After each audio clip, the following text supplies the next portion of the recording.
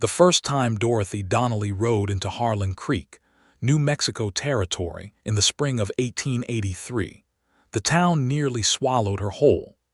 She came in on the afternoon stage, perched between a traveling merchant who smelled of pickled onions and a widow named Mrs. Fogarty, who prayed aloud under her breath the entire 40-mile journey from Las Cruces. The stage rocked and pitched over ruts carved into red earth, past scrub juniper and patches of yellow wildflower that somehow found the nerve to bloom in all that dust, and Dorothy held onto the leather strap above the window and watched the landscape with eyes that were tired but not defeated.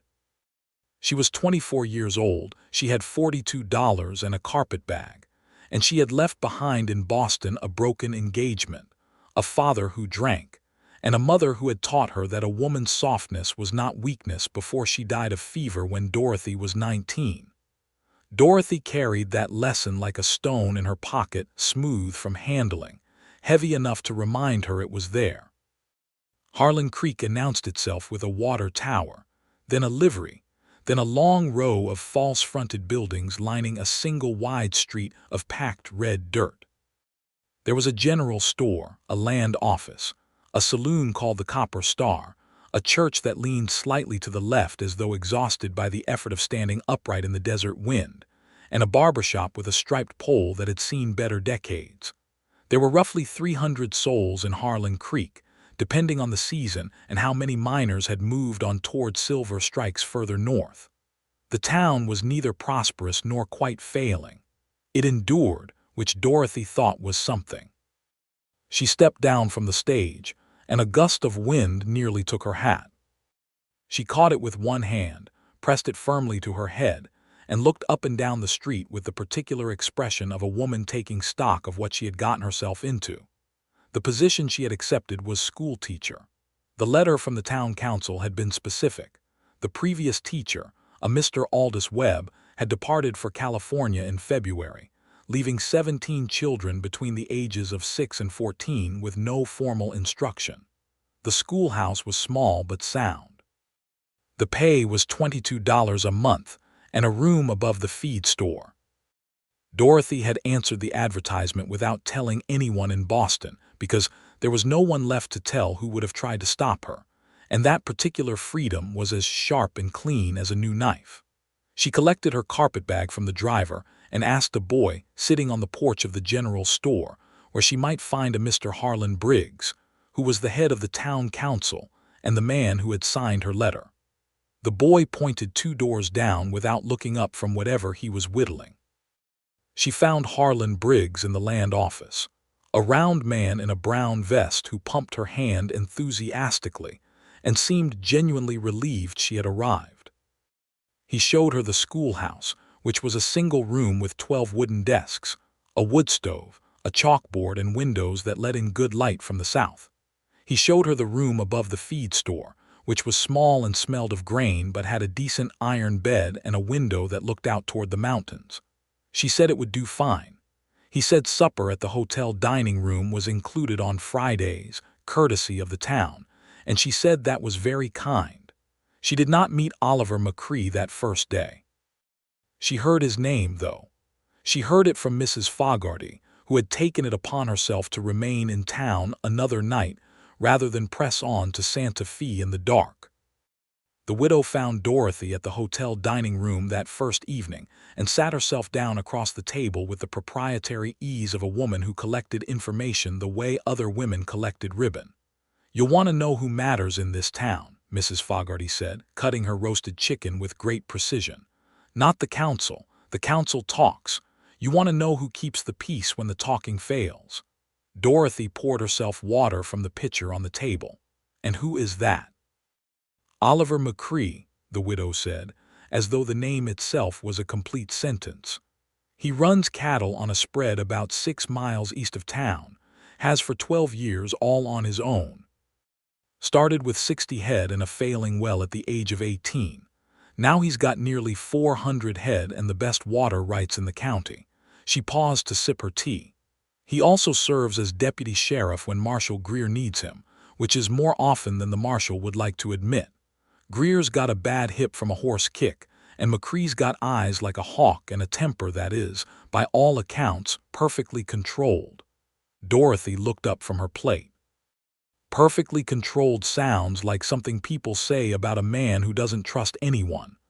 Mrs. Fogarty looked at her with what might have been respect. Precisely, she said.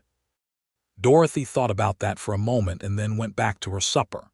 She met him 4 days later. It was a Thursday. She had already held her first 2 days of school, had assessed which of the children could read and which were starting from letters, had discovered that a boy named Tommy Vance was brilliant with arithmetic, and a girl named Lucia Reyes had a memory for poetry that was astonishing. She had also discovered that the schoolhouse roof leaked slightly above the back left corner when the afternoon wind came in from the south, and that somebody needed to fix it before the summer storm season began in June. She mentioned this to Harlan Briggs, who mentioned it to the man who owned the feed store, who mentioned it to someone else, and the chain of mentioning led, apparently, to Oliver McCrae, because on Thursday morning he appeared at the schoolhouse door during the noon hour while the children were eating their lunches outside. Dorothy was at the chalkboard erasing the morning's arithmetic problems when she heard the step on the threshold and turned around. He was tall. That was the first thing she noticed. Tall and broad-shouldered, with a kind of lean, hard-worked frame that came not from vanity, but from years of doing what needed doing. He wore a dark hat, a plain cotton shirt the color of oatmeal, canvas trousers, and boots that had seen considerable mileage. He was 30 years old, though she did not know that yet. He had dark hair that wanted cutting, a jaw that was clean-shaved this particular day, and eyes the color of weathered green glass, not bright, not pale, but somewhere in the middle, with a steadiness in them that she noticed before she noticed anything else. He had a leather tool belt slung over one shoulder, and he was looking up at the ceiling of the schoolhouse with a professional squint. "You the new teacher," he said. "I am," Dorothy said. "Dorothy Donnelly." He nodded once, a small, economical movement. "Oliver McCrae, Briggs said you've got a leak." "Back left corner," she said. "I put a bucket there for now." He walked to the back left corner and looked up, then pressed his hand flat against the wall just below the roofline, feeling for moisture. His movements were efficient and unhurried, and he did not look at her again while he was doing it, which she found she did not mind. She went back to erasing the chalkboard. "I can patch it Saturday," he said. "It'll hold through the summer." "That would be very helpful, Mr. McCrae. Thank you." He nodded again. He went to the door. He stopped. "You need anything else fixed, tell Briggs, he'll find me." "I appreciate that," she said. He left.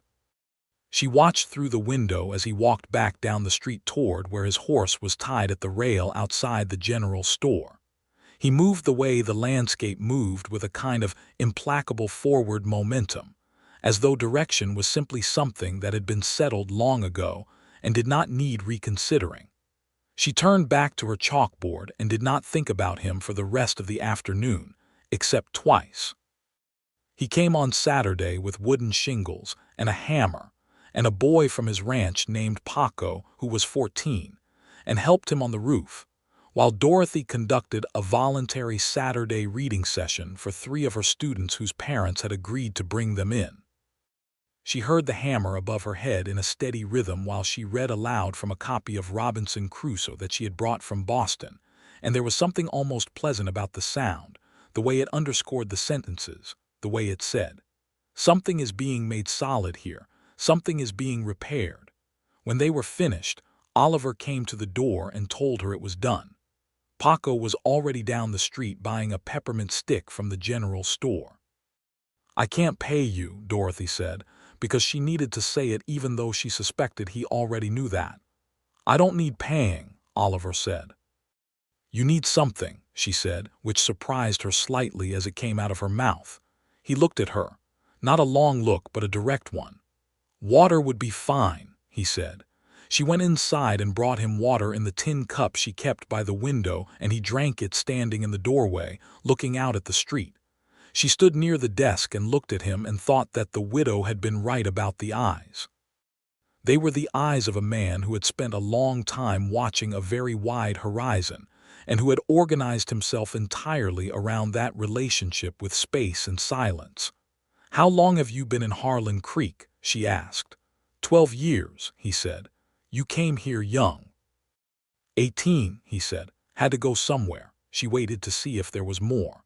There wasn't, and she respected that, even as some part of her noted the specific gravity of the words. Had to go somewhere was not the same as wanted to go somewhere. It implied a leaving that had been necessary, not chosen. He handed her back the cup. "School going well?" "Very," she said. "Your town has clever children." "Not my town," he said. "Just a town I live near." He said goodbye in the polite, abbreviated way that she was beginning to understand was simply his natural register, and he went back to his horse and rode east, and the afternoon light turned gold behind him as he went, which she told herself was simply what afternoon light did in New Mexico in May. She settled into her days with the focused pleasure of a woman who had been hungry for purpose. The schoolroom became her kingdom. She organized the children into 2 groups based on reading level, taught arithmetic in the mornings and grammar in the afternoons, and on Fridays she read them history or geography or poetry, whatever had caught her imagination that week. She taught Lucia Reyes how to write down the poems she had been carrying in her head and watched the girl's face when she saw her own words written out in a clean, careful hand. And that expression, that silent explosion of recognition, was worth every dollar she had spent on stage fare. She also slowly came to know the town. She bought her flour and salt pork from the general store, where a man named Cal Dewey ran a careful operation and had an opinion about everything, which he shared freely. She attended Sunday services at the Leaning Church, which was presided over by a Reverend Aldrich who had the voice of a much larger man. She had supper once a week at the home of the Reyes family, who were among the earliest settlers in the area and whose patriarch, Ernesto Reyes, had been running cattle in this valley since before the territory was formally organized, and who had a great deal to say about water rights and the railroads, and the way the land office tended to favor men who arrived with money over men who arrived with history, which Dorothy thought about long after she walked home from those suppers. She saw Oliver McCrae in town perhaps once every 10 days. He came in for supplies or to speak with Marshall Greer or to attend to whatever piece of town business Briggs had roped him into.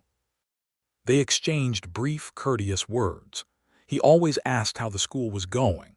She always said well, and sometimes added a detail. Tommy Vance had solved a long division problem faster than she had ever seen a child do it, or the Beaumont twins had both learned to read their names this week. And something would change very slightly in Oliver's face when she told him these things. Not a smile exactly, though the muscles around his mouth would ease. More like a small door opening inward, the way a person looks when they hear something that pleases them more than they intended to let on.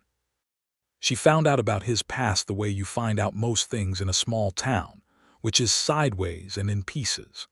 Cal Dewey at the general store told her that Oliver had come to Harlan Creek from Kansas as a young man, that he had arrived alone with a horse and a small amount of cash, and had bought the failing Hendricks property east of town from a bank that was relieved to be rid of it, that he had worked the land with his own hands for years before he could afford to hire any help, that he was known to be absolutely reliable on matters of debt, and absolutely unapproachable on matters of personal history. Ernesto Reyes told her over supper that Oliver McCrae was the kind of man the land made when the land needed someone to match it, hard and patient, and not given to waste. He told her that Oliver had once ridden 40 miles in a January ice storm to bring a doctor to the Halloway family when their youngest child had a fever, and that he had done this without being asked, and without mentioning it afterward. It was Reverend Aldrich, of all people, who told her the piece that mattered. She had stayed after Sunday service to help arrange the hymnals, which had developed a tendency to migrate from the pews to the floor, and Aldrich had been straightening the lectern with the focus of a man who used small tasks to approach large conversations. "You're wondering about McCrae," he said, without looking up from what he was doing. Dorothy blinked. "I'm arranging hymnals, Reverend." "You're always wondering about McCrae," Aldrich said comfortably. "Half the town is. The other half has given up. He lost his family when he was 12 years old, his parents and his younger sister in a house fire out on the plains of Kansas. He was the only one who got out." He finally looked up and his voice was not unkind, only plain. "He's been entirely self-sufficient since that age, not because he chose to be, because he had to be. And somewhere in those years of having to be, he stopped knowing how to be anything else." Dorothy stood with a hymnal in each hand and looked at the Reverend and felt something move in her chest that was not pity. Pity would have been an insult to a man like Oliver McCrae, but something adjacent to it, something older and less comfortable. Recognition, perhaps, the particular recognition of one self-sufficient person for another. "He's never let anyone in," she said. "Oh, he lets people around," Aldrich said. "He's a good neighbor and a fair man and the town trusts him. But as you put it, no, not that I've observed, and I've been here 9 years." Dorothy put the hymnals in the rack and thanked the Reverend and walked home in the bright morning light. And she thought about what it felt like to be 12 years old and suddenly alone in the world, and to have built yourself from there, stone by stone, entirely by your own hands, until you were 30 years old and 400 head of cattle, and a house on the high desert and nobody who could reach the inside of you. Because somewhere along the way you had decided that the inside was too costly to offer. She thought about this, and she did not pity him, and she did not pursue him, because she had enough respect for both of them not to do either. She simply let herself be around him when they were around each other, and she talked to him the way she talked to the Reverend, and to Ernesto Reyes, and to Cal Dewey. As though he were a full person with a full interior life, as though his words deserved her complete attention, as though she had all the time in the world and no particular agenda beyond the conversation they were actually having. And she watched him, in the way you watch a wild horse that has come to the fence line, not staring, not reaching, just being present in a way that does not require anything. Summer came to New Mexico the way it always does, which is decisively and without apology. The heat pressed down on Harlan Creek like a flat hand. The schoolroom in the afternoons was sweltering enough that Dorothy moved the lessons outside under the cottonwood tree behind the schoolhouse, where there was shade and sometimes a slight breeze from the east. The children sprawled in the grass and she sat on a wooden crate and read to them about distant oceans and mountain ranges and cities that were older than anyone could easily imagine. And the contrast between those distant things and the red dirt and the smell of sage around them seemed, to Dorothy, exactly right for education. You needed both, the wide world and the specific place. One afternoon in late June, with the thunderheads building above the mountains the way they did every afternoon before the summer rains, Oliver McCrae rode by on his way into town and saw the outdoor classroom. He slowed his horse without stopping, and Dorothy looked up and caught his eye for a moment over the heads of the children, and she saw on his face that very particular expression she had begun to catalog, the slight easing, the small door opening, and then he rode on. He came back that way an hour later. The children had gone home by then. Dorothy was stacking the books into a canvas sack to carry inside, and she looked up at the hoofbeats and found him sitting on his horse 20 yards off, watching her with the same steadiness he gave the horizon. "What were you reading?" he said. "Today was geography," she said. "We were talking about the Sierra Nevada." "And I read them a passage from John Muir." He absorbed this. "Where's Muir from?" "Scotland originally. He came to America as a boy." "Does he write well?" "Beautifully," she said. She looked at him. "Would you like to borrow the book?" A pause, not a long one but a noticeable one. "I'm not much for borrowing." "Then I'll give it to you," she said. "I have 2 copies. I tend to acquire duplicates." She pulled the Muir from the canvas sack and held it up. He hesitated for a moment that she could feel from 20 yards away, and then he dismounted and walked over and took it from her hand. His fingers did not touch hers. They were careful not to. He looked at the cover. "Thank you, Miss Donnelly." "Dorothy," she said, "please." Another pause, then, "Thank you, Dorothy." He rode away, and she stood in the evening light with the canvas sack over her shoulder and her heart doing something small and ridiculous in her chest that she decided to simply acknowledge and move on from, the same way you acknowledge a pebble in your boot and keep walking. He returned the Muir 2 weeks later and said he had read it twice. That was all he said about it. But when he gave it back, there was a quality of care in the way he handed it to her, as though the book had acquired some additional value in his keeping, as though he was returning something that mattered. "Did you read it before?" he asked. "Many times," she said. Why, he asked it simply, not rudely, genuinely wanting to know. She thought about it. "Because it reminds me that the world is very large and very old and very beautiful," she said, "and that I am a small part of it, which is mostly a comfort." He looked at her for a moment with that steady green-glass gaze. Then he said, "I had not thought about it that way." "What way did you think about it?" "I thought about the mountain passes," he said. "The way he describes them, like the land has its own plans." "That's not so different from what I said," she pointed out. Something happened at the corner of his mouth, not a full smile. The precursor to one, the idea of a smile. "No," he said, "I suppose not." She handed the book back. "Keep it," she said. "I meant what I said about the duplicate." He looked at the book. He looked at her. He took it and put it in his saddlebag with a care that made her feel something warm and slightly painful in her sternum, and he rode off into the heat haze of the July afternoon. August brought the full bloom of the summer rains, which came in the afternoons like clockwork, rolling in from the south with tremendous drama, dark clouds over the mountains, lightning across the ridges, a smell like wet stone and sage that was one of the finest things Dorothy had encountered on this earth. The children loved running to the schoolhouse window to watch the storms build, and Dorothy let them, because there was nothing in any textbook that could teach what a desert thunderstorm teaches about the power and indifference of the natural world. It was in August that the trouble began, and it began, as most trouble in the territory did in those years, with water. There was a man named Dillon Marsh, who had come to Harlan Creek in June from somewhere in Texas, with money to spend, and plans that involved a great deal of land and not much patience. He was buying up grazing rights and pushing his cattle onto land where the rights were disputed, and he had his eye on the spring that fed both Oliver McCrae's ranch and the Ray's family's lower pastures. The spring was the reason both properties were viable. Without it, the land became what the rest of the high desert was, which was beautiful and completely incompatible with cattle ranching.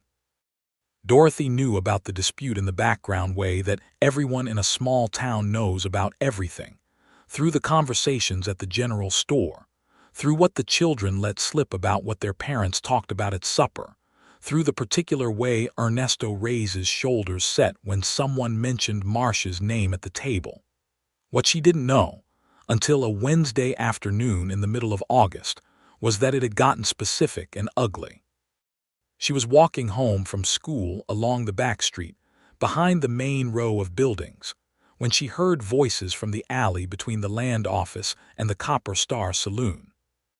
She would not have stopped except that one of the voices belonged to a child.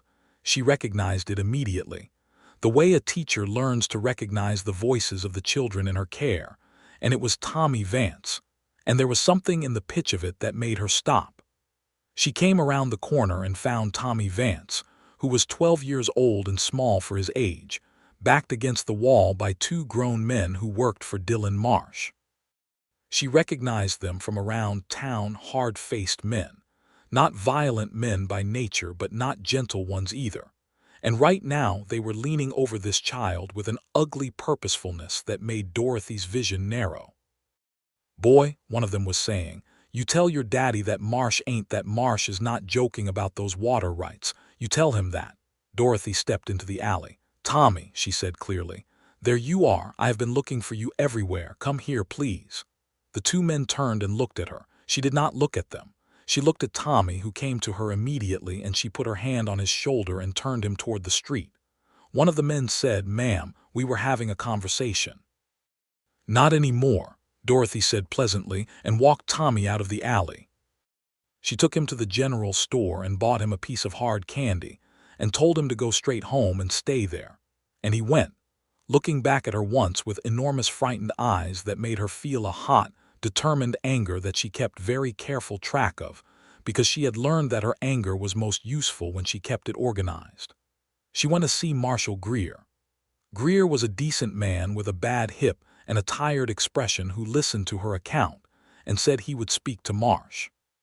She believed him. She also thought it would accomplish roughly the amount that speaking to Dylan Marsh would accomplish, which was not nothing but was not everything. She went to the saloon. She had never been in the Copper Star, and she walked in with her chin up and her hands steady, and the bar fell somewhat quiet. She went to the bar and asked the barkeep where Dylan Marsh could be found at this hour. The barkeep told her, with the expression of a man watching something that could go in several directions, that Marsh was generally at the land office in the afternoons. She thanked him and left. She did not see Oliver McCrae sitting at the corner table until she was nearly out the door, and she gave him a brief nod, and he looked at her with an expression she couldn't quite read before she stepped back out into the sunlight. She did not go to the land office. Marsh was not the person she needed to see. What she did instead was organize. She had been in Harlan Creek 3 months, and in that time she had become, without particularly trying to, a person the town trusted. The mothers of her students trusted her. The Ray's family trusted her. Reverend Aldrich and Cal Dewey and half a dozen other solid citizens of Harlan Creek trusted her. She spent 3 evenings going from house to house, talking about what she had seen in that alley, talking about the pattern of Marsh's encroachments, talking about the fact that the spring that fed these families' livelihoods was not a bargaining chip and was not going to become one on her watch. She did not ask anyone to do anything specific. She simply named what was happening clearly and let people decide for themselves what they thought about it. On the 4th day, a delegation of 7 townspeople showed up at the land office with documents and witnesses, and Harlan Briggs, who understood which way the wind of civic sentiment was blowing, conducted a formal review of the water rights in question and concluded, with considerable paperwork and official gravity, that the spring in question was tied to a deed that predated Marsh's claims by 14 years and belonged to the McCrae and Ray's properties jointly. Marsh did not leave town, but he stopped pushing. Dorothy heard all of this secondhand because she had been in the schoolhouse all day, teaching. She heard it from Cal Dewey when she came in for salt that afternoon. That evening, there was a knock at her door. She opened it and found Oliver McCrae standing on her landing with his hat in his hands, which was the first time she had seen him without his hat on. His dark hair was slightly flattened from it, and there was a quality to his face without the hat, something younger, or not younger exactly, but less defended. "I heard what you did," he said. "Harlan Briggs did the official part," she said. "You organized the people who made Briggs do the official part," he said. "That's not nothing." "No," she agreed. "It isn't." He looked at his hat.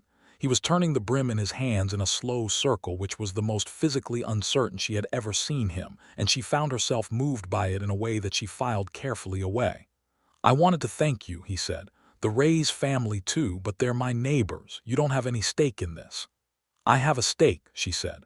"Ernesto Reyes is a good man, and Tommy Vance was frightened in an alley." She looked at him steadily.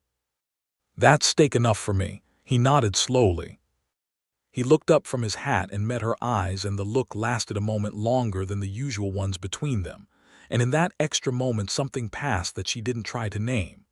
"Would you like to come in?" she said. "I have coffee on the stove." A pause.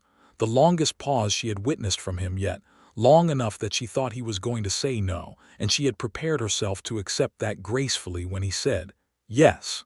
She stood back and he came through the door. The room was small and neat, with her carpetbag now hung on a hook by the door, her books stacked on the windowsill, and the table and the floor in organized piles, a lamp burning warm on the table, and the smell of coffee that she had been drinking in the evenings when she did her reading. He came in and looked at the books the way people looked at the books in her space, with a kind of involuntary attention, pulled by titles. She poured 2 cups and set them on the table and sat down, and after a moment he sat down across from her, still holding his hat in his lap. "How did you know to go to the townspeople and not to Marsh directly?" he asked. She wrapped her hands around her cup. Marsh wasn't going to be moved by one person. He might not even have been moved by many people, but Briggs was going to be moved, and Briggs had the legal authority, and the people I talked to, they all had reasons that mattered to them personally. She paused. "You look for the pressure point that actually exists rather than the one that should exist." He looked at her across the table. "Where did you learn that?" "Boston," she said. "My father was a difficult man." You learn early where the actual levers are. He absorbed this. He drank his coffee. He looked at the books on the windowsill and she could see him reading spines. "You've read all of those," he said. "Most of them twice," she said. "What's the one on the end, with the blue cover?" She looked. "Middlemarch, George Eliot." "Is it good?" "It's the best novel I've ever read," she said without hesitation. "It's about a woman who is meant for a grand life and spends her life instead doing small, ordinary good things, and whether that is a tragedy or a triumph. The book argues that it is a triumph." He was quiet for a moment. Then, "Which do you think it is?" She looked at him. She could see that he was asking genuinely, that the question was not small talk. "I think the ordinary good things are the grand life," she said. "I think the book is right." Something moved across his face that was not quite the small door opening. It was the door opening wider. She saw it happen, and she kept her expression easy and calm and did not show him that she had seen it. He stayed for an hour. They talked about Muir and then about Kansas and then, sideways and carefully, about the ranch. He told her about the land as though the land itself was a person he had come to know well, the specific quality of the light in October, the way the cattle moved when a storm was 3 hours out, the particular patience required by the dry years when the grass came in thin, and you had to move the herd north and come back to ground that looked like it might never recover, except that it always did, eventually, if you gave it time. She listened with her full attention, and he felt it, she thought.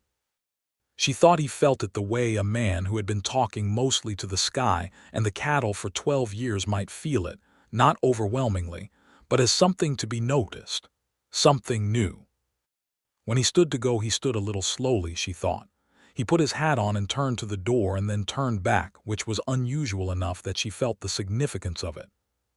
He started. He stopped. "On the ranch. I was going to say there's a view from the East Ridge that I think you would find interesting, geologically speaking." He said this last part with a slight awkwardness, as though he had added it to give the invitation a practical basis. She kept her face entirely straight. "Geologically speaking," she repeated.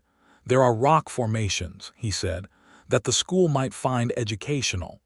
"I would very much like to see the rock formations," she said. A corner of his mouth moved.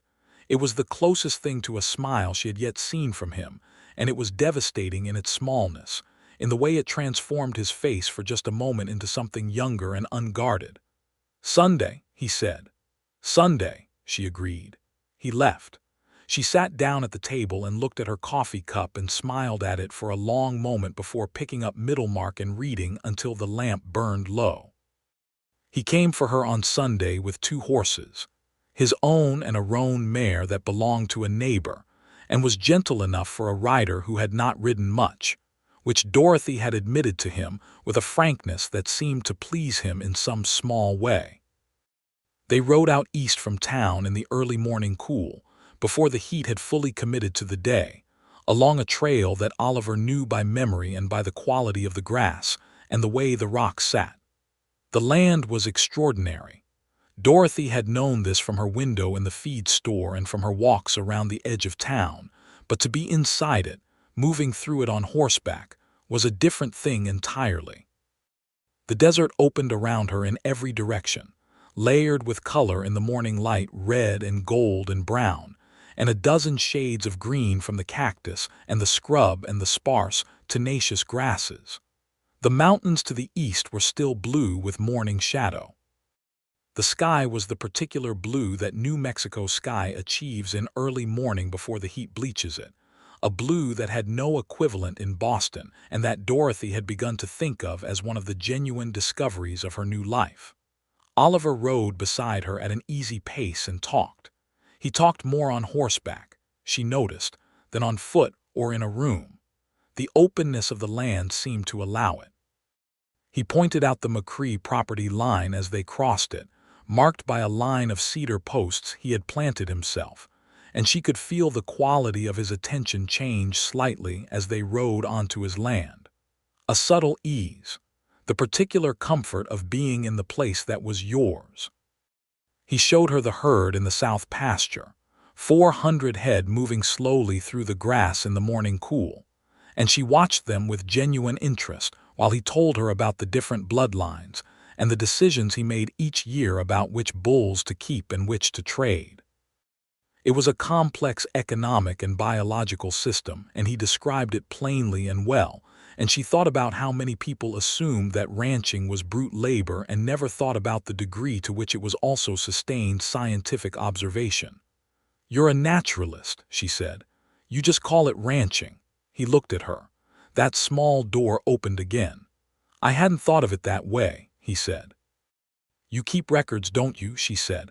"Of the herd, what works and what doesn't." "I have 12 years of notes," he said, "in ledgers. I don't know why I bother except it seems important to write things down." "It is important," she said firmly. "Those ledgers are data. A scientist would pay good money for 12 years of ground-level observation in this ecosystem." He was quiet for a moment. "Nobody's ever called what I do science before," he said, and there was something in his voice that was not pride exactly, but was adjacent to it, the particular feeling of having something valued that you had not known to consider valuable. They rode up to the East Ridge as the morning light came fully on. The rock formations were real and were genuinely interesting, great layered shelves of red sandstone, pushed up by some ancient geological event into angles that made no immediate intuitive sense. Dorothy dismounted and walked among them with her hands trailing along the warm stone, and Oliver stood back and watched her, and she was aware of being watched, and it did not make her self-conscious. It made her feel seen in a way she had not felt seen in quite some time. "I grew up reading about places like this," she said, from between two large tilted slabs of sandstone. "In books. And the books were right about the facts, but they were wrong about how it feels. No book has the temperature of the stone in it." "No," he said from behind her. She came back out from between the rocks and stood near him, and they both looked out over the spread of the valley below, the town tiny in the west, the mountains above them, the whole enormous canvas of the high desert laid out in the morning light. The wind had come up slightly, and it moved her hair against her cheek. "This is where you come," she said. It was not a question. "Yes," he said, "when you need to think, yes." She looked at him, and he was looking at the valley with that long-practiced steadiness, and she thought about what Reverend Aldrich had told her. He's been entirely self-sufficient since that age. And about the fire in Kansas when he was 12 years old that had taken everyone he had and left him alone in the world. And about the 18-year-old boy who had bought a failing ranch with a small amount of cash and begun to build a life with his own 2 hands. And about the 30-year-old man standing beside her now on the east ridge of his own land, still alone inside himself, still keeping the interior carefully maintained and carefully closed, and she felt something for him that was large and quiet and had been building for months. She did not say any of it. She said, "Thank you for bringing me here." He turned from the valley and looked at her, and the look was longer this time, more of the door. She could see it happening, and she kept her own face steady and warm and did not push. "I'm glad you're here," he said. "In Harlan Creek. It's a better place for having you in it." It was the longest, most personal thing he had said to her directly, and she could see from the slight tension in his jaw that it had cost him something to say it. She honored that cost by receiving it simply. "I'm glad I'm here too," she said. And then, because something in her needed to give him an equal vulnerability, a matching openness. "I was not well before I came here in the ways that matter. I was capable and I was functioning and I was unhappy in a quiet, persistent way that I had mostly stopped noticing. This place has been good for me, and the people in it. He nodded. He seemed to understand exactly what she meant by it, the specific kind of functional unhappiness she was describing. She suspected he knew it well. They rode back in the late morning, and he left her at the edge of town, and she walked to her room above the feed store and sat on the iron bed and thought about the quality of his voice when he said, "I'm glad you're here." The slight rawness under the steadiness of it. The way it came out like something he had not been planning to say until he was already saying it. And she allowed herself to feel everything she felt about it for exactly 1 minute, which she timed approximately in her head. And then she put it away neatly and went to write her Sunday letter to Mrs. Aldrich about what the children were reading that week. September turned the light amber and brought a coolness to the mornings that was, after the punishing heat of August, one of the finest things Dorothy had felt in years. The school year was in full swing, and she was working hard and loving it.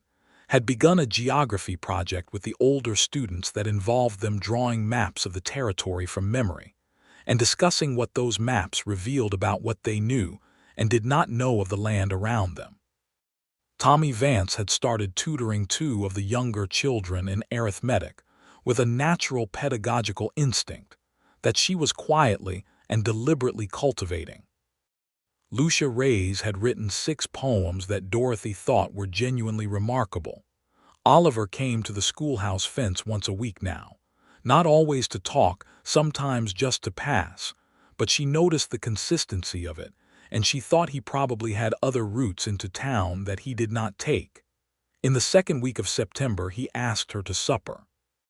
He did it standing at the schoolhouse fence in the amber afternoon light, hat on, hands on the top rail looking at the fence rather than her, and he said it with the focused awkwardness of a man doing something he does not have a script for. "I thought you might want to eat supper," he said. "At the hotel. Friday." Dorothy set down the stack of readers she was carrying and looked at him. "I would like that very much, Oliver." He nodded at the fence. Then he looked up briefly, and she saw something in his face that she had never seen there before, something open and apprehensive and almost young, and it hit her directly in the chest with a force she had not been prepared for. "Good," he said. "Friday then." And he went. She stood in the schoolyard holding her readers and felt something she had not felt since she was very young, something light and slightly terrifying, something that resided just below the breastbone and made the ordinary world look slightly different, more vivid at the edges, more charged with implication. She had been in love before, or what she had taken for love before Boston and the broken engagement, but that had been a cool and rational arrangement that she had mistaken for feeling. This was different. This was the real material. She went inside and sat at her desk and pressed her hands flat on the surface and took a breath and thought, "All right, there it is." Friday arrived and she wore her blue dress, which was the best dress she had, and she put her hair up carefully and walked to the hotel dining room at 7 in the evening and found him already there, standing by the table, wearing a clean white shirt and his good boots, and looking so uncomfortable with the formality of the situation and so genuinely hopeful underneath the discomfort that she wanted to laugh and also wanted to put her hand on his face, neither of which she did. She said, "You look very fine, Oliver." He looked at her for a long moment. "So do you," he said, and it came out without any of the usual careful vetting that his words went through, just straight and clean and sincere, and she felt it land all the way down. They sat down and had supper, and it was the best conversation she had yet had with him, because both of them knew why they were there, and that knowledge cleared the air of any pretense and left them free to simply talk. He told her about Kansas as a boy, not the fire, not yet, but the before-the-fire things, the good things, the way his father had taught him to read the weather by watching the cattle, the way his mother had made biscuits on Sunday mornings, the way his little sister, her name had been Clara, he said her name very quietly, had a laugh like water over stones. He told her these things with the focused precision of a man who has not spoken about them in a very long time and is surprised to find them still there, still intact, still able to be said.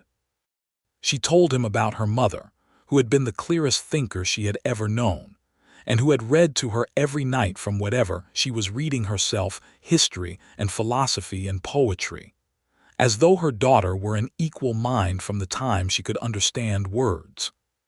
She told him about the broken engagement and did not make it dramatic, just told it plainly. A man who thought she was marrying him and eventually discovered she was not, and the truth was he had not been wrong to be surprised because she had not been honest with herself about it until it was almost too late. "What made you honest about it?" Oliver said. She considered. "I tried to imagine being with him in 20 years, she said, and I couldn't imagine talking to him the way we are talking right now. I couldn't imagine him asking me a real question." Oliver was quiet for a moment. Then, "What is a real question?" "One where you actually want to know the answer," she said. "Where the answer will change something in you, or at least has the possibility of doing so." He looked at her. The lamp on the table between them cast warm light on his face, and she could see the steadiness of his gaze and the thing behind the steadiness, the living quality of it, the way the green glass eyes were not flat but were layered, like the sandstone on the East Ridge. "I want to know things about you," he said slowly, carefully. "Quite a lot of things. I have not wanted to know things about another person in—" He stopped. He looked at his hands on the table. "In a long time," he finished. "How long?" she said gently. He raised his eyes. "Since I was 12, he said. "Since my family died. I stopped needing to know things about other people. I stopped needing other people to know things about me." He said it factually, not with grief, but with the plain recognition of someone naming a pattern in themselves that they have looked at from a distance. "I didn't know I had done it until recently. Until you." The dining room was quiet around them, and the lamp burned between them, and Dorothy felt something vast and delicate and irreversible happening in the space between those words and her response. "Oliver," she said. "I don't know how to do this," he said. "I want to be honest about that. I'm a man who has lived for 12 years entirely in his own company, and I have gotten very good at that, and I don't know—" He stopped again. His jaw tightened and then released. "I don't know how to be good at this." "You're doing it right now," she said. He looked at her. "This," she said, "this conversation, this is exactly it. You don't have to know how to do anything more than what you're doing right now." He looked at her for a long moment, and she looked back, and the lamp between them made everything warm, and the world outside was dark and full of desert stars, and she thought, "I would choose this. Given any alternatives, I would choose this man and this life in this difficult, beautiful place, without question." He walked her home that night, and at the door of the feed store he stood in the dark with his hat in his hands again, and he said, "Would you come to the ranch next Sunday? Not for the geology." He said this last part with a self-consciousness that was so precisely the echo of the original invitation that she had to breathe against the warmth it produced. "Yes," she said. "Not for the geology." He smiled. The full one. She had not seen it until now, and it was exactly what she had suspected it would be, wide and genuine and transforming, taking years off his face, giving back something that the long, solitary years had put away. It made him look, for just a moment, like someone who had been 12 once and then grown up without anyone watching, and was only now being watched in the particular way that mattered. She went inside and stood in the dark room for a full minute before lighting the lamp, just breathing and being glad. October came in on a cold, clear wind that smelled of pinon smoke and coming winter. The light took on the quality of hammered gold, and the mountains went rust and amber, and the mornings were cold enough for a coat. Dorothy bought a wool coat from Cal Dewey's store, dark green, practical, and wore it to school every morning and felt, inside it, entirely at home in a way she had not been in any coat before, as though the cold itself was welcoming her into the year. She went to the ranch that Sunday and the next and the one after that. Oliver showed her the land, and she learned the rhythms of it, the daily work of ranching, the predictable demands and the unpredictable ones, the way a man organized his life around the needs of the animals in his care and the conditions of the land he was working. She helped where she could and didn't pretend to be useful where she wasn't, and he taught her without condescension, the way he talked about everything, plainly, patiently, as though information were simply information, and the only question was whether it was accurate or not. One Sunday in late October, sitting on the porch of his house with cups of coffee as the sun went down over the valley in great streaks of red and gold, he told her about the fire. He told it in the same way he told everything, plainly, factually, without dramatic machinery, just the sequence of events as they had been. But she heard underneath the plainness the 12-year-old boy who had been outside when it started, who had gotten to the door and been beaten back by the heat, who had run to the neighbor's place 3 miles across the dark prairie, and who had come back in the morning to ashes. He told her about the weeks after, the various relatives who had tried to take him in and with whom he had not stayed, the Kansas Territory in 1865, the years that followed, the gradual accumulation of skills and work and land that had been the alternative to grief because grief without any container is simply endless. And the container he had built for himself had been this productivity, reliability, independence, the daily satisfaction of work done well. He told her all of this and she did not cry because she did not think he wanted her to cry. She listened with the full weight of her attention, and when he finished she sat quietly for a moment and then she said, "Clara." He looked at her. She had a laugh like water over stones, Dorothy said. "You told me that. I've been thinking about it since September." His face did something that she had not seen it do before, and she would not name it directly because it felt like something that needed to stay private. But she held his gaze until he could put his face back to right, and she put her hand on his where it rested on the arm of the porch chair and left it there. And neither of them said anything for a long time after that, just sat and watched the colors go out of the sky and the stars come up over the mountains. And her hand on his was a small warm fact that was also the largest thing either of them had. After a while he turned his hand over and held hers, and that was all, and that was everything. In November he asked her to marry him. He did not do it dramatically. He did not ride up to the schoolhouse with flowers, which would have been endearing but which would also have embarrassed both of them. He did it on a Tuesday evening, standing in her room above the feed store, where he had come to return a book he had borrowed. She had been lending him books steadily since September, working through her shelves in a semi-organized order that was also a kind of curriculum she was designing specifically for him, giving him Middlemark and then Emerson and then a volume of history about the Spanish settlement of New Mexico that he read with particular attention because it was about the land he was living on. He stood with the returned book in his hands and he said, "I have been thinking about what I want." She looked up from her own book. "And I want you," he said, "here. Not just on Sundays. I want you on the ranch and in the evenings and in the mornings, and I want to read books with you and argue about them, and I want to know what you think about things for the rest of my life." He swallowed. The formal discomfort of the proposal was working against him, and she could see him fighting through it to get to the actual words. "I don't have a ring yet. I should have a ring. I should have done this better." "Oliver," she said. "Dorothy, will you?" "Yes," she said. "Yes, absolutely, without any question, yes." He stopped. He looked at her. He looked as though he had been prepared for a longer negotiation, and she had short-circuited it, which she had, deliberately, because the answer had been forming in her since October, and possibly since September, and possibly since the first Thursday afternoon. He walked into her schoolhouse looking at the ceiling. "Yes," she said again, more quietly. He put the book down on the table and crossed the small room in 2 steps, and she stood up, and he put his hands on her face with the same care he had given back the Muir book months ago, as though she were something of great value that he was only now allowed to hold. And he kissed her, and she kissed him back.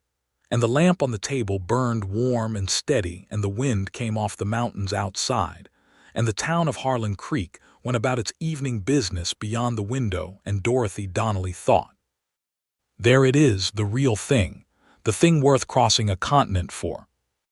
They married in December. in the leaning church with Reverend Aldrich presiding and his voice enormous in the small space. The whole town came, or nearly all of it, Cal Dewey from the general store and Harlan Briggs in his good vest, and the Rays family in their best clothes, and Tommy Vance and Lucia Rays and the Beaumont twins, and a dozen other children from her school who sat in the front pews with an air of festive importance. Mrs. Fogarty, who had been the first person to tell Dorothy about Oliver McCrae, had come back through on the Santa Fe stage the previous week and had remained in town specifically for the occasion, which Dorothy thought was enormously kind. Dorothy wore a dress that Mrs. Rays had helped her make from blue-gray wool, simple and well-made, with her mother's silver brooch at the collar. Oliver wore his good suit, which fit him well, and which she suspected he had let out at the shoulders in the past few weeks to accommodate the work-broadened frame it now needed to contain. He stood at the front of the church and watched her come down the aisle, and the expression on his face was the full open-door expression, every leaf of it thrown wide, and it was one of the finest things she had ever seen. Reverend Aldrich read the ceremony with appropriate gravity, and they said their words to each other in voices that were clear and steady and meant. And when he pronounced them, married Oliver kissed her with a quiet thoroughness that made Mrs. Fogarty applaud. The reception was at the hotel dining room, which the town had managed to transform with pine boughs and candles into something that felt festive and warm and entirely appropriate to the occasion. There was music from a fiddle player named Jorge who played with tremendous spirit and not complete accuracy, and there was dancing, and there was a great deal of food that various townswomen had contributed, and there was whiskey for the men and a punch that may or may not have had something in it for the women. Oliver danced with her. He was not a natural dancer, but he was a determined one, and he held her with the focused attention of a man who has decided that this is the most important physical thing he is doing tonight. And she laughed against his shoulder, and he said very quietly in her ear, "I like it when you laugh." And she felt it against her collarbone like sunlight. Late in the evening, when the dancing had thinned and several of the children had fallen asleep against walls and on chairs, Dorothy found Oliver standing at the edge of the room looking at the scene with an expression she had come to love, the quiet satisfaction, the small ease, the door open and not threatened by the openness. She went and stood beside him. "What are you thinking?" she said. "I'm thinking," he said, "that I did not know it was possible to feel like this." She slipped her hand into his.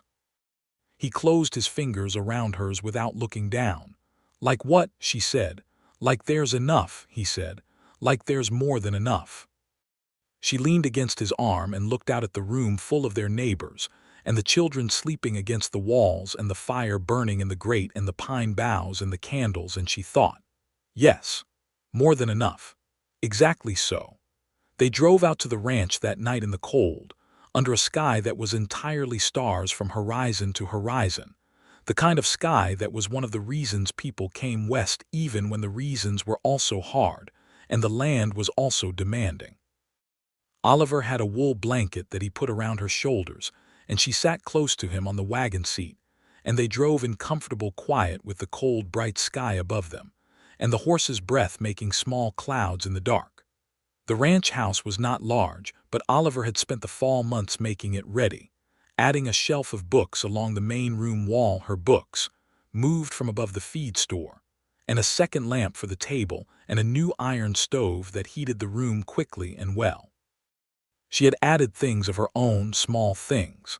The blue curtains she had sewn from cloth Dewey had ordered in specially, the rag rug she had made in the evening since October, the arrangement of dried desert flowers from the East Ridge, pressed and framed in a way that Oliver had looked at for a long time when she brought it over. She stood in the main room that first night, and it looked like a home that two specific people lived in, and it was one of the finest sights she had known. Winter settled on the high desert in January with real intent hard frosts, occasional snow that did not last but was beautiful while it was there, mornings so cold and clear that every rock and cactus and fence post had an exact precise shadow on the frozen ground. Dorothy continued teaching through the winter, driving the buckboard into town on school days with Oliver's roan mare, coming home in the dark afternoons to the warm house, and to Oliver, who was usually finishing chores when she arrived and who would come in and wash up, and they would eat supper together and talk, as they always talked, about the day and the books and the land and whatever was interesting in the world. She found this domestic rhythm to be precisely what she had not known she needed. Not the domesticity itself, but the specific quality of it. The fact that it was chosen, that it was with this particular person, that the evenings were full of conversation that mattered and comfortable silences that also mattered, and that the mornings had in them the particular pleasure of waking up next to the person you chose. Oliver was not a demonstratively affectionate man by nature or training, but he was an attentive one. He noticed things. He noticed when she was tired and brought her tea without being asked. He noticed when a lesson had gone particularly well and she was glowing with it, and he would ask her to tell him about it and listen with genuine interest. He noticed when she was thinking hard about something, and he did not interrupt the thinking. He gave it space, which was one of the most respectful things anyone had ever done for her. And he was, in the private times, a man of considerable warmth.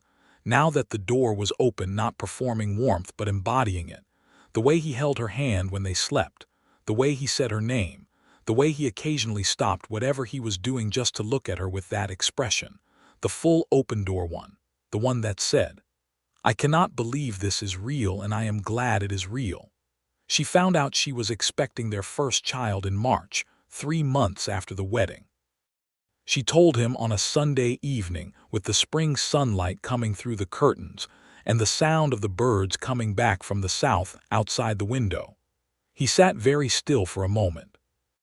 Then he stood up from the table and came around to her and pulled her up from her chair and held her for a long time without saying anything, which was its own kind of eloquence. "Are you all right?" he said at last into her hair. "I am wonderful," she said. "Are you frightened?" She thought about it honestly. "A little," she said. "Are you?" "Yes," he said immediately. "Quite a lot." A pause. "I don't know how to be a father." "You know how to take care of living things," she said. "You've been doing it for 12 years. He pulled back and looked at her face. "Cattle are considerably more straightforward," he said, and she laughed and he smiled the full smile, and the spring afternoon was gold around them. She continued teaching through the spring and into May, when she agreed with practical common sense that the physical demands of the end of pregnancy would make the daily drive into town impractical, and arranged with a woman named Mrs. Helena Park, sharp-minded and well-read, wife of one of the miners, to cover her classes for the summer. She did not go willingly. She went because it was sensible, and she intended to be back in September. The summer was different from the first summer, the summer of her arrival. She was in the ranch house now, in the daily life of the land, watching the summer rains from the east ridge with Oliver beside her, watching the cattle in the south pasture from the porch in the cool mornings, reading in the long afternoons with the windows open and the smell of sage and rain coming in on the breeze. She was large and warm and slightly uncomfortable and happy in a deep, pervasive way that she had no adequate words for, only the daily physical evidence of it. The way she reached for his hand without thinking, the way she woke up grateful, the way the land outside the windows looked, every single morning like something worth seeing. The baby came in August in the heat, attended by the town's doctor who came out from Harlan Creek in his buggy, and by Mrs. Reyes, who was experienced in these matters, and who talked to Dorothy steadily through the long hours of labor, in a voice that was the most comforting sound Dorothy had ever heard, low and certain, and neither minimizing nor dramatizing the reality of what was happening.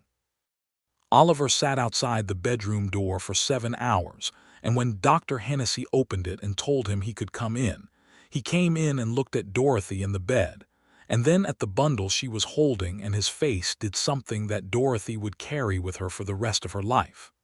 "A boy," she said. "Oliver, you have a son." He came to the side of the bed and sat down and looked at the baby with the same focused attention he gave the horizon, and then he reached out very carefully and touched the baby's cheek with one finger, and the baby turned toward the touch with that instinctive rooting motion of newborns, and Oliver made a sound that was not quite a word but was something else, something that Dorothy would not try to transcribe because it did not belong to language. "James," she said. "I thought James." "For no particular reason except that it's a good name." "James," he said. He tried the name carefully, like testing the weight of something. "James McCrae." He looked at her. "It's a good name." She held the baby and he sat beside her, and the afternoon light came through the blue curtains, and the ranch outside was quiet. And it was the most complete moment of Dorothy Donnelly's life, which was now Dorothy McCrae's life, which was this life.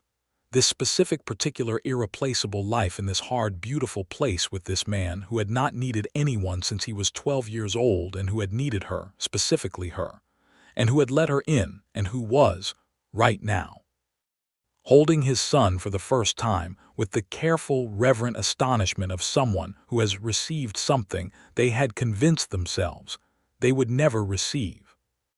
Young James McCrae grew the way babies do, astonishingly fast and with great enthusiasm, and Dorothy returned to the schoolhouse in September as she had planned, bringing James with her for the mornings in a basket beside her desk, until he was old enough to stay with Mrs. Ray's during school hours. The children adored him. Tommy Vance, who was now 13, and showing every sign of becoming the kind of mind that would take him far beyond Harlan Creek if the world would let him, appointed himself James's unofficial protector with a seriousness that made Dorothy's heart ache pleasantly. Dylan Marsh had, by autumn of 1884, largely abandoned his ambitions in Harlan Creek and moved his operation further south, toward the Texas border, which was where the open range disputes were concentrated in those years, and where a man with money and aggressive tendencies could find more purchase. He was not a violent man, ultimately just a hungry one, and when the soil of Harlan Creek proved resistant to his particular kind of hunger, he went elsewhere. The Rays family's water rights were secure, Oliver's were secure. The town breathed easier without him. The years that followed were good years. Not easy ones. The land was never easy, and there were dry years that tested the cattle and the patience of every rancher in the valley, and there were hard winters when the cold came early, and the hay ran short, and you made decisions about the herd that you did not enjoy making. And there were the ordinary griefs and complications of ordinary life in an ordinary small town, which were not actually ordinary at all, but were simply the texture of being alive. But they were good years, years of substance and meaning and love that had deepened with time into something like the rock on the East Ridge, layered, complex, showing its history and its structure, built up over long time from things that had pressed against it and shaped it and ultimately made it stronger. Dorothy kept teaching. She taught in Harlan Creek until the school board built a proper two-room schoolhouse in 1887 and hired a second teacher to handle the growing student body. And then she taught alongside her new colleague, Mrs.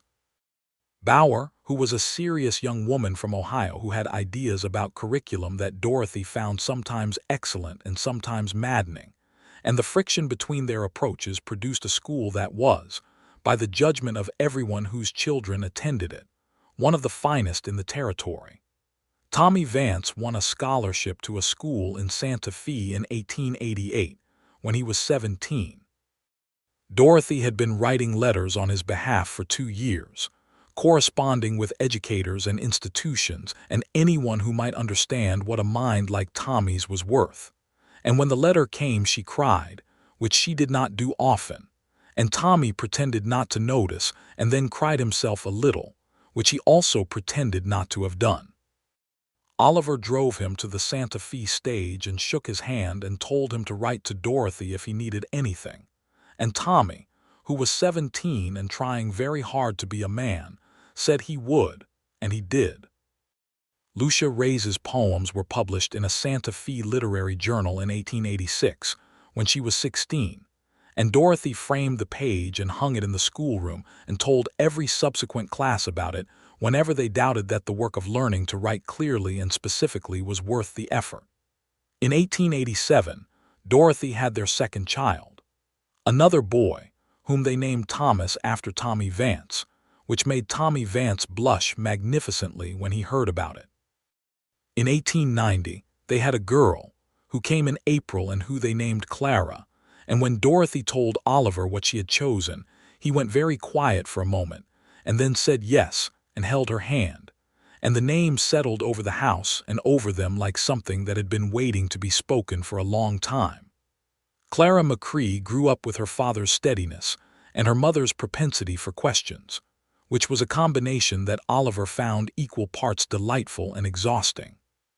She was the kind of child who would sit silently watching something, a beetle, a cloud formation, the way the cattle moved for a length of time that impressed even her father, and then ask a question so precise and unexpected that it stopped whatever conversation was happening cold. James was, by the time he was 8, helping Oliver on the ranch with the focused competence of a boy who has grown up watching a thing done well and has absorbed it without being taught. Oliver taught him anyway, formally, with the same patience he gave everything, but he could see in his son the natural grain of the land, the instinctive understanding of the animal rhythms and weather patterns that was, Dorothy said one evening, what she had called naturalism the first summer she came to the ranch. "He's you," she told Oliver. "He sees the land the way you do." Oliver looked at her across the supper table with James and Thomas and small Clara arranged along the benches, the lamp burning between them, the night outside full of stars. "He's both of us," he said. "He asks too many questions to be just me," she smiled. "That's fair." Thomas, the middle child, was the social one, open-faced and easy with people. The kind of boy who knew everyone's name and who could charm a room at 9 years old with a straightforwardness that had nothing calculated about it, which made it more charming still. Dorothy thought sometimes that Thomas had gotten the warmth that Oliver had kept locked away for so many years, all of it, concentrated and given form, as though the life Oliver had built by letting Dorothy in had somehow liberated something that had been stored up, and it had flowed into this child with generous abundance. The ranch grew. By 1890, Oliver had 600 head and a second full-time hand in addition to Paco, who had been working the McCrae ranch for 7 years by then, and was a skilled horseman and a reliable presence. The East Ridge remained their place, Dorothy and Oliver's, and they went there alone when they could, without children, and sat on the rock in the afternoon light and talked or did not talk, and the valley spread below them, and the mountains stood above them, and the sky was the particular blue of New Mexico sky in the afternoon before the heat bleaches it. And it was the same, and it was always slightly different, and it was always, always enough.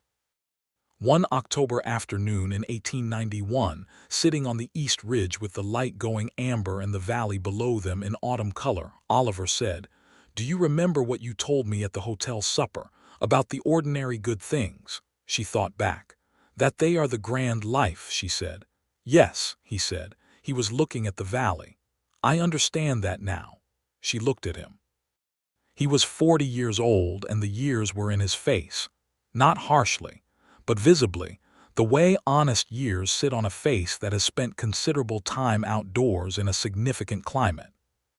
His hair had some gray in it at the temples, and the lines around his eyes were deep, and he was the most beautiful person she had known in her life, and she had the extraordinary luxury of knowing he would hear that without deflecting it.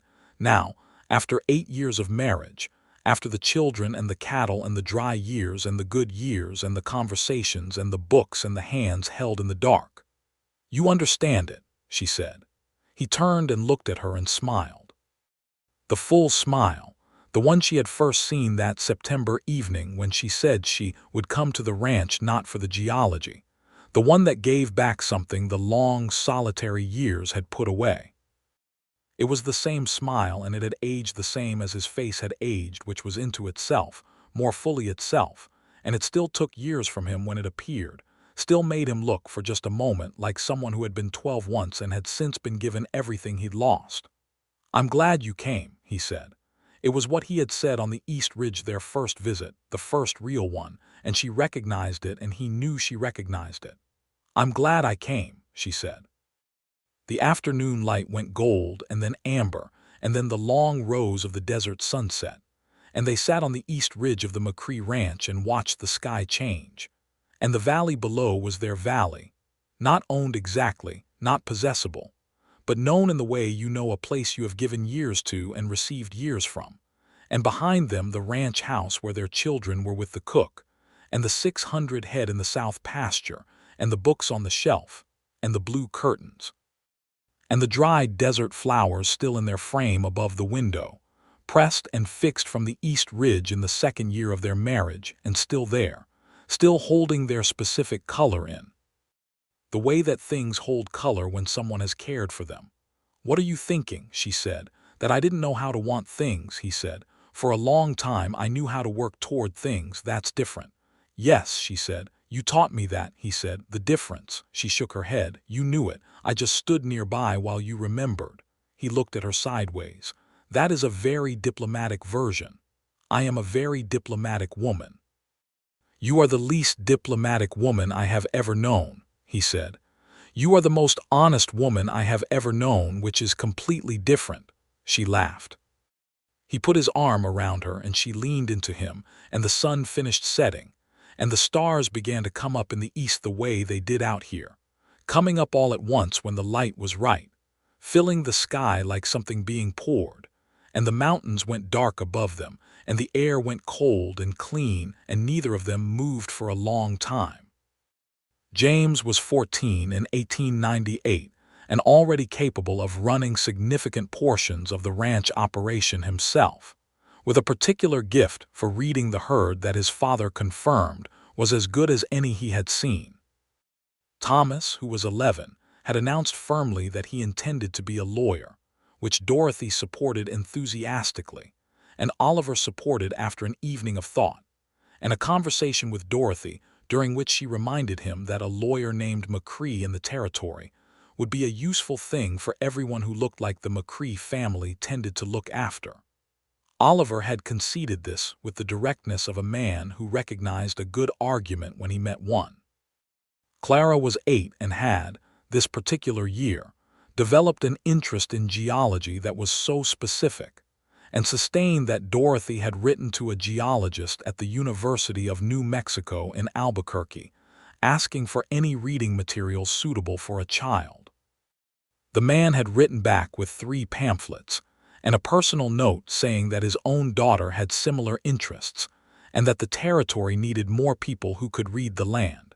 And Clara had received this letter with an expression so similar to the one Dorothy had watched cross Lucia Reyes's face years ago, seeing her own words written down, that Dorothy had to leave the room briefly to compose herself. The ranch in autumn of 1898 was a going concern, a living thing made of land and cattle and water and human attention, and the sustained willingness to do what needed doing every day without regard for whether it was dramatic or not. It was, as Dorothy had once told Oliver it was, the ordinary grand life. The life made of small good things done well and repeatedly. The life made of a man who had learned to let someone in, and a woman who had been lucky enough to be the one he let in, and the 3 children they had made together who were already themselves, already distinct and surprising and wonderful. On the last Sunday of October 1898, Dorothy organized a school celebration to mark the 15-year anniversary of the Harlan Creek schoolhouse. She had been there for 15 years now, which still surprised her occasionally when she counted it up. The schoolhouse was larger now, the 2-room building with a proper wooden floor and a bell in a tower above it, the only bell in town besides the church. She had taught, by her own careful count, over 140 children in those 15 years, in groups that had ranged from 11 students to 31 in the boom year of 1892. She invited the families and the former students she could reach, and a remarkable number of them came. Tommy Vance came from Santa Fe, where he was now a teacher himself, at 27, at a school that served Mexican and Anglo children both, which he had written Dorothy about with the particular fire of someone doing work they were born to do. He arrived on the Saturday stage looking like himself, but refined, cleaner around the edges, the same sharp intelligence in his eyes above a suit that fit him well. He shook Dorothy's hand and then, after a moment, embraced her, which he did with the awkwardness of a formal young man expressing a feeling that was not formal, and Dorothy hugged him back and did not cry almost. Lucia Reyes came from Albuquerque, where she had been writing for a newspaper, and had, in the past year, published a collection of her poems through a small press. She brought copies and gave one to Dorothy, inscribed in the front with a dedication that Dorothy read standing in the schoolyard, and then had to fold the book closed and breathe for a moment before she could trust her face. The celebration was full and warm, and loud with children and former children, and the particular energy of a community celebrating something that had held. Dorothy stood at the edge of the schoolyard at the end of the afternoon, watching the crowd with the satisfaction of a person who can see the shape of what she has built, and Oliver came and stood beside her with 2 cups of apple cider and gave her one. "How are you?" he said. "Overwhelmed," she said, "in the best possible way." He stood close enough that their shoulders touched. "I remember when you arrived," he said. "On the stage. I didn't know you were coming. I heard a new teacher had come and I didn't think about it." She looked at him. "When did you first think about it?" "Thursday afternoon," he said, "when I came to look at the ceiling." A pause. "I thought about it considerably on the way home," she smiled. "What did you think?" He considered this with the careful honesty he gave important questions. "I thought that you had the kind of eyes that looked at things directly," he said, "and that this was going to be either not my business or very much my business and I couldn't tell which." "And," she said, "I thought it was going to be both," he said, "and I was right." She looked at him and thought of all of it. The ceiling and the tin cup of water and the rock formations, and the first supper at the hotel and the porch in October, and his voice saying, "I'm glad you're here," and the small door opening and never closing again. She thought of James and Thomas and Clara. She thought of the books on the shelf and the blue curtains and the dried flowers and the East Ridge and 15 years of the ordinary grand life, the life of small good things, the life that the book argued was a triumph and that she had discovered was not just a triumph but the specific shape of joy. "Oliver," she said. "Dorothy," he said. "I love you," she said. He turned and looked at her with the full open face, all the doors, every one wide open, and the afternoon light was gold on the schoolyard, and Tommy Vance was laughing at something across the way, and Clara was demanding to know the geological composition of the adobe wall from a patient bystander, and James was showing Thomas something about the horses tied at the rail, the older brother explaining with the easy authority of someone who knows. "I love you," Oliver said. "I didn't know I had it in me. I'm glad I was wrong about that." She put her hand in his the way she had 10 years ago on his porch, turning his palm up, and he closed his fingers around hers, and they stood in the autumn afternoon, and the town of Harlan Creek moved around them, and the mountains were behind them, and the sky was the wide particular blue of the territory sky, and there was nowhere else on earth either of them needed to be. James McCrae took over the east pastures of the ranch at 18, as Oliver had always expected he would.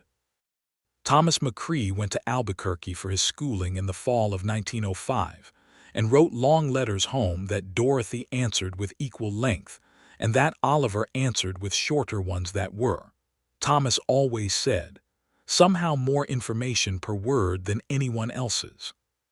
Clara McCrae became the person she had always been going to become, which was a woman who read the land the way her father did, and read the books the way her mother did, and who had, by the time she was 12, produced a geological survey of the McCrae Ranch's East Ridge, that the geologist in Albuquerque had been genuinely impressed by, and that Dorothy had framed and hung in the schoolroom beside Lucia's poem. The ranch was sound. The water rights were held and had been for 20 years. The spring fed both properties, the McCrae and the Rays, as it always had, and the two families maintained the kind of neighborly trust that comes from having once stood together against a common pressure, and from having known each other's children from birth. And in the evenings, when the work was done and the children were settled and the house was quiet, Dorothy and Oliver sat at the table where they had always sat, or on the porch where they had always sat, with coffee or cider or just their hands around nothing, and they talked or they didn't talk, and the lamp burned between them or the stars burned above them, and it was the life that neither of them had known to ask for, the life that was both more than enough and also, somehow, exactly sufficient. No excess. No shortage, just the precise fit of two people who had found each other in a hard and beautiful place and had chosen, every day since, to stay. That was the whole of it. That was all of it. The man who had not needed anyone since he was 12, and the woman who had come from a long way off with $42 in a carpetbag, and the full expectation of making something out of what she found, and what she had found was him, and what he had found was her, and the life they had built in the red rock high desert country of the New Mexico territory was neither legend nor small. It was the size it actually was, which was exactly right, which was the grand, ordinary, extraordinary thing.